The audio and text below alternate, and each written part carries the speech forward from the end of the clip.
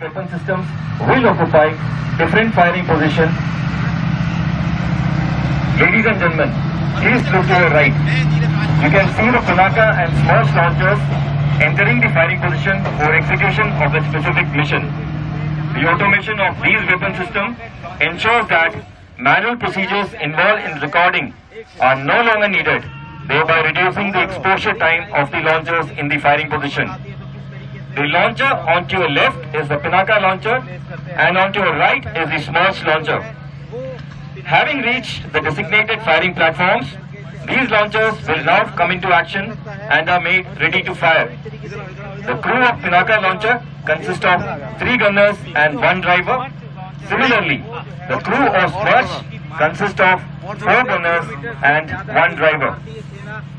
The procedure takes about 3 minutes. For Pinaka launcher, the leveling is carried out with the help of outriggers automatically. Shields and the earthing rods are placed and the locking system is released for releasing the cradle. Further, the consoles in the cabin are switched on and firing harness are set to fire by number 1 of this detachment.